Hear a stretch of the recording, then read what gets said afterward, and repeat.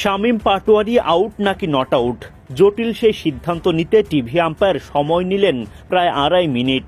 কুশল মেন্ডিস যখন স্টাম্পিং করেন তখন তার গ্লাভসে বল ছিল কিনা সেই বিতর্কের অবসান ঘটে অবশেষে। মাঠ ছাড়তে হয় শামীমকে। বাকি ব্যাটারদের অবশ্য এতটা কষ্ট করে উইকেট হারাতে হয়নি। রীতিমতো লঙ্কান বোলারদের হাতে উইকেট উপহার দিয়ে যান তারা। 50 করে তাওহিদ হৃদয় খানিকটা লড়াই করলেও সেটাও বৃথা যায়। ম্যাচের সাথে সাথে সিরিজটাও জিতে নেয় শ্রীলঙ্কা। শ্রীলঙ্কার দেয়া 286 রানের জবাবে ব্যাট করতে নেমে শুরুতেই চাপে পড়ে বাংলাদেশ। আশিতা ফার্নান্দোর করা ফুল লেংথের বলে বোল্ড হয়ে যান ওপেনার তানজিদ তামিম। 13 বল খেলে 3 বাউন্ডারিতে 17 রান করেন তিনি। দলের বিপদে হাল ধরতে নেমে নাজমুল শান্ত সুবিধা করতে পারেননি। চামিরার বলে বোল্ড হওয়া শান্ত রানের খাতাই খুলতে পারেননি। মাত্র 20 রানের মধ্যে জোড়া উইকেট হারানোর পর পারভেজ ইমন ও তাওহিদ হৃদয় গড়ে তোলেন জুটি। সেই জুটিতে 42 রানের বেশি আসেনি। দুনিত ভেল্লালেগের বলে নিশান মাধুস্কার হাতে ক্যাচ দিয়ে বিদায় নেন ইমন। 44 বল খেলেই ওপেনার করেন 28 রান। হৃদয়কে সঙ্গে নিয়ে নতুন করে লড়াই শুরু করেন অধিনায়ক মেহেদী হাসান মিরাজ। যদিও মিরাজ ভেল্লালেগের বলে ছক্কা হাঁকাতে গিয়ে বাউন্ডারি লাইন পার হওয়ার আগেই ধরা পড়ে যান।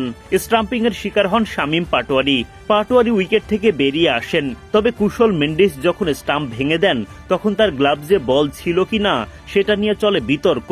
যদিও শেষ পর্যন্ত টিভি আম্পায়ার আউটের সিদ্ধান্ত দেন। বাংলাদেশ হারায় 5ম উইকেট।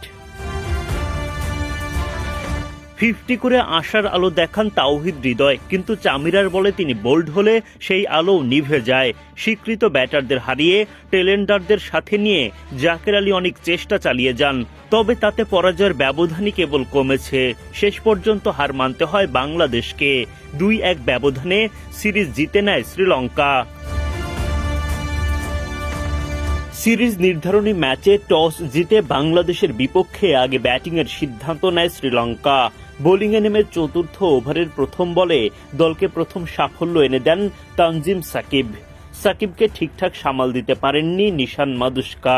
ক্যাচ দিয়ে ফেলেন স্লিপ অঞ্চলে। সেখানে দাঁড়িয়ে থাকা নাজমুল শান্ত দারুণভাবে লুফে নেন বল।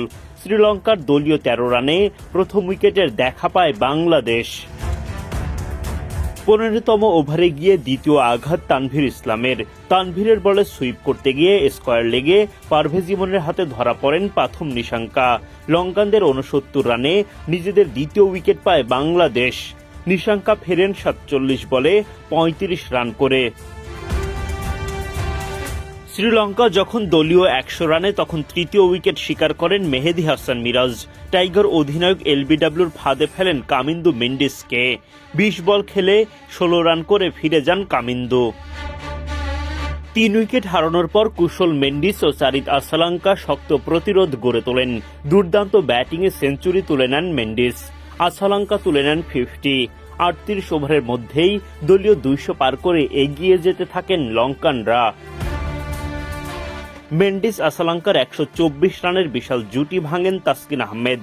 তাসকিনকে ছক্কা হাঁকাতে গিয়ে মিরাজের হাতে ধরা পড়েন আসালাঙ্কা। 68 বল খেলে 58 রান করে ফেরেন শ্রীলঙ্কার অধিনায়ক ফিরে গেলেও তাতে শ্রীলঙ্কার রান তোলার গতিতে ভাটা পড়েনি।